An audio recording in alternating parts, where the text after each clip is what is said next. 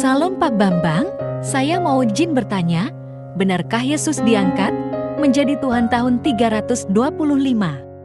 Mohon pencerahannya. Lam yakun fihi, ada waktu di mana anak Allah itu pernah tidak ada. Anak Allah ini kata simbolis, bukan berarti Tuhan itu beranak. Tidak ada lah orang seprimitif itu yang mengatakan Tuhan beranak secara fisik dan harus siapa bidannya. Tidak ada, ajaran percayalah. Itu ajaran kaum primitif, tidak dianut oleh iman Kristen. Tapi kalau dikatakan bahwa Konsil Indonesia itu menjawab pandangan Arius ini loh. Kalau firman pernah tidak ada atau anak Allah pernah tidak ada, berarti Allah itu pernah ada tanpa firmannya. Dan tidak mungkin itu. Silakan Anda membandingkan pada teologi Islam. Seringkali orang mengatakan, di Islam, di Kristen tidak ada kok Trinitas dalam Alkitab.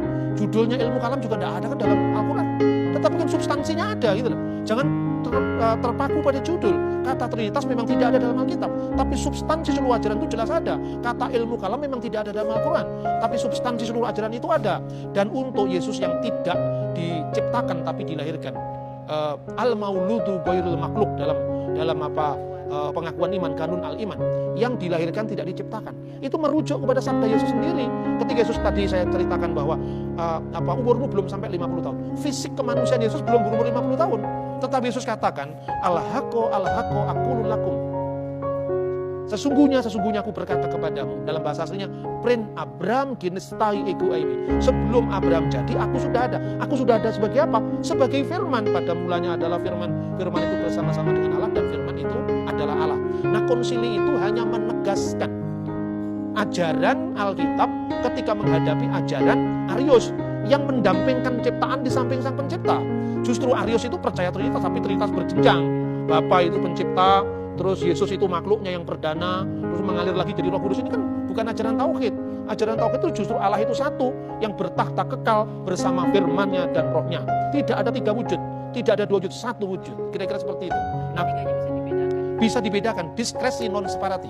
Bisa dibedakan, tidak bisa dipisahkan. Kalau tadi ada pertanyaan, lalu ketika dibaptis, Roh Tuhan ada di mana?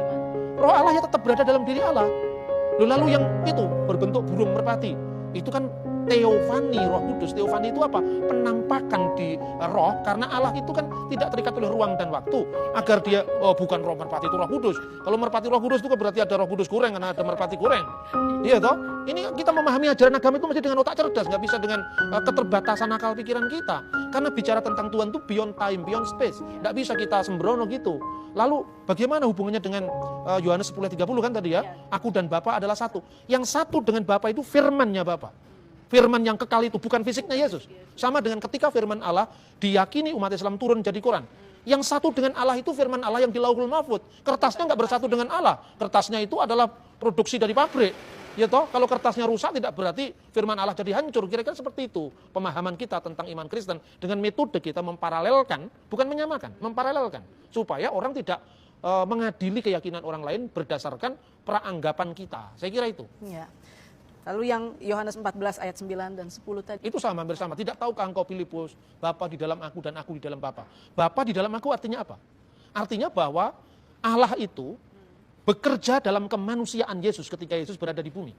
Maka apa yang kukerjakan bukan dari diriku sendiri, tapi dari Allah. Artinya Allah yang bertakhta, bersekinah pada Yesus. Tetapi ketika dikatakan aku di dalam Bapa, aku sebagai firman, tinggal kekal dalam wujud Allah yang satu. Makanya kalau Allah itu Bapamu, kamu mengasihi aku. Sebab aku keluar dan datang dari Allah. Aku yang keluar ini tentu bukan darah dagingnya Yesus. Karena Yesus secara manusia itu anaknya Maria. Maka dikatakan Ibnu Maryam, buah rahimnya Maryam. Tetapi Yesus sebagai firman, firman itu bersama-sama dengan Allah dan firman itu adalah Allah. Oke Pak Bambang, penjelasan Anda sangat mencerahkan dan menguatkan iman kami. Terima kasih, Tuhan Yesus memberkati.